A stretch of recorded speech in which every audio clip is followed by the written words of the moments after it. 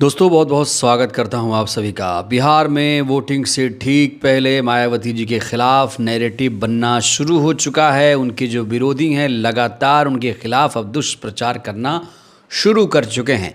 Samajwadi party की सांसद सपा सांसद रागिनी सोनकर ने मायावती जी को बीजेपी की बी टीम बताया, तो वहीं पर जो उदित राज हैं वो अब खुले तौर पर बहन जी का लगातार विरोध कर रहे हैं, उनके खिलाफ झूठा प्रचार कर रहे हैं। उदित राज का एक ताज़ा बयान इस समय सामने आया है। वो कह रहे हैं कि बिहार में भाजपा को जिताने की कोशिश कर रही हैं मायावती जी। बड़ा सवाल ये है कि सारी जिम्मेदारी सिर्फ बसपा पर ही क्यों?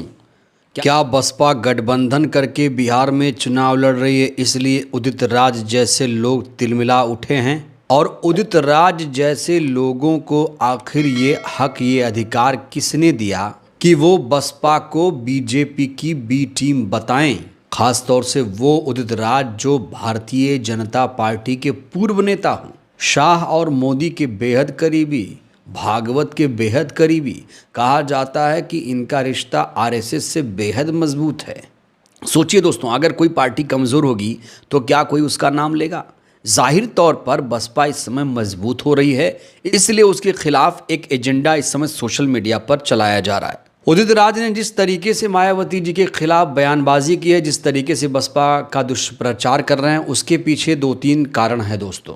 पहला कारण यह है कि मायावती जी ने किसी पार्टी के साथ गठबंधन नहीं किया। तो गठबंधन तो ओपी राजभर ने भी बिहार में नहीं किया, गठबंधन तो आम आदमी पार्टी ने भी इंडिया गठबंधन के साथ चुनाव नहीं लड़ा। तो फिर इन्हें बीजेपी की बी टीम क्यों नहीं कहा जा रहा है? वैसे ओपी राजभर तो बीजेपी का हिस्सा हैं, उन्हें बी टीम कहने की कोई ज़रूरत नहीं है। आम आदमी पार्टी ने इंडिया गठबंधन के साथ चुनाव क्यों नहीं लड़ा? क्यों आम आदमी पार्टी ने सारी सीटों पर अपने प्रत्याशी उतारे? आम आदमी पार्टी केजरीवाल से ये सवाल आखिर क्यों नहीं कर रहे हैं, ये बड़ा सवाल है। और अगर मायावती जी बिहार में गठबंधन करती हैं तो किस पार्टी के साथ करती? एनडीए में चली जाएं या इंडिया गठबंधन में आ जाती?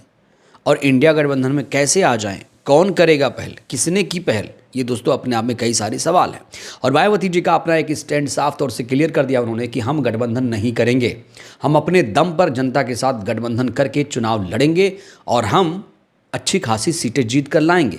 और बिहार में करिश्मा बीएसपी करने जा रही है। आंकड़े भी लगातार सामने आते रहे हैं। हमने आपको कई बार ऐसे आंकड़े दिखाए कि बसपा इस समय कई सीटों पर वहां मजबूत दावेदारी करती हुई नजर आ रही है। दोस्तों, बीएसपी के विरोध का दूसरा बड़ा कारण यह है कि जो बसपा है वो उत्तर प्रदेश की पार्टी है। उत्तर प्रदेश की पार्टी है, इसलिए बीएसपी बिहार में अपने कैंडिडेट ना उतारे। ये जो विरोधी लोग हैं ये चाहते हैं कि मायावती यूपी में सिर्फ चुनाव लड़ें।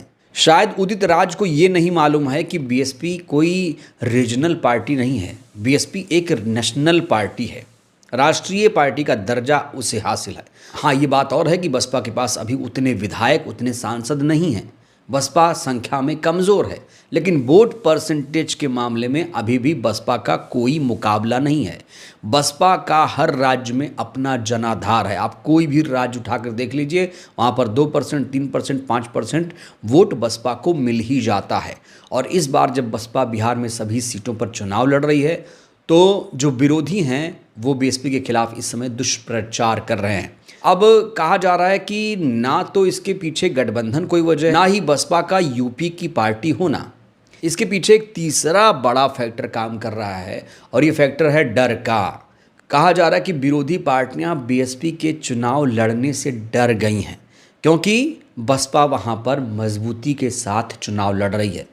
दोस्तों, बसपा की मजबूती का अंदाज़ा आप इसी बात से लगा सकते हैं कि रामगढ़ में एक बार उपचुनाव हुआ था अभी 2024 में, और उस सीट पर बीएसपी की हार हुई थी, लेकिन महज 1300 वोटों से हार हुई थी। और कहा जा रहा है कि गड़बड़ घोटाला हो गया था उस सीट पर, इसलिए बसपा की हार हो गई थी। और इस बार बिहार विधानसभा चुनाव में बसपा कई सीटों पर मजबूत नजर आ रही है। जैसे अगर एक सीट देखिए आप, मोहनिया सीट, बक्सर सीट, कई सारी सीटों पर बसपा अच्छे तरीके से चुनाव लड़ रही है। खबर यह है कि 6 तारीख को मायावती जी कैमूर के भभुआ में चुनावी रैली को संबोधित करेंगी।